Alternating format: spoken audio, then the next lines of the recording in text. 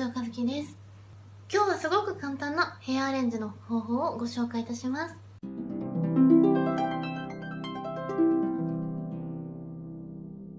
まず準備するのはヘアゴムです。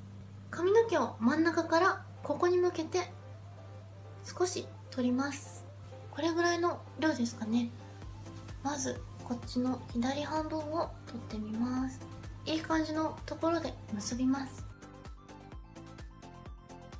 はい、この状態にして反対側も同じように真ん中からここまで髪の毛を取ります。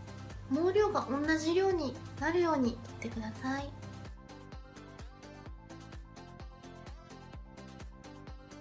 はい、結べました。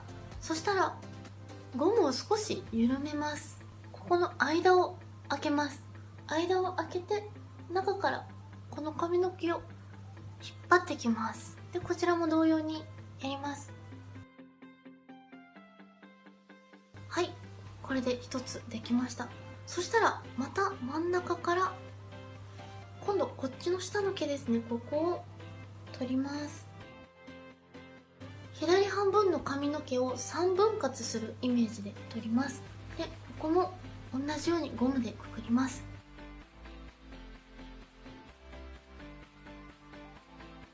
はい、今2段階出来上がったところをまたここを取ってきて外に出します。で左半分も全部やっちゃいます。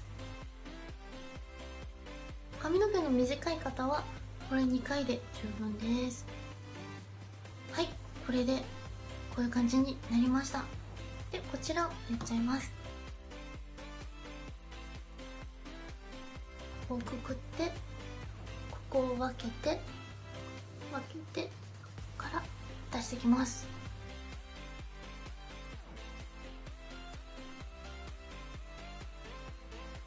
はい、これであらかた完成です。少しふわふわさせるために髪の毛を少し出していきます。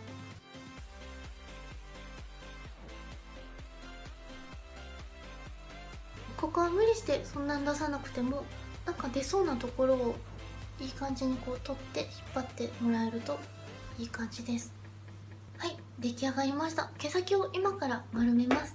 髪の毛を少しだけ取ってこのヘアアイロンでカーブをかけます。少しだけ。はい、こんな感じのカールを作ってます。毛先を丸めていきます。はい、こんな風に毛先が丸まりました。こっちもいきます。うまく丸めるコツは少量ずつ取ることです。はい、こんな感じでできました。でこういう普通のおリボンなんですけど、こういうのをここに通していただいて蝶々結びですね。こういうのをしてもすごく可愛らしいと思います。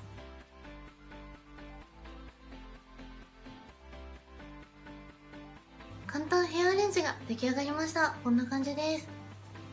横から見たらこんな感じです。ちょっと無造作な感じでふわふわしてすごい可愛らしい髪の毛だと思います。後ろはこんな感じです。こんな感じで出来上がりました。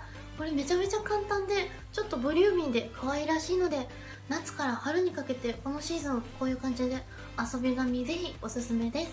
ワンダーウェルトチャンネル他にもたくさん簡単なヘアアレンジの方法やいろんなことを動画にしております。ぜひチャンネル登録をお願いします。それではありがとうございました。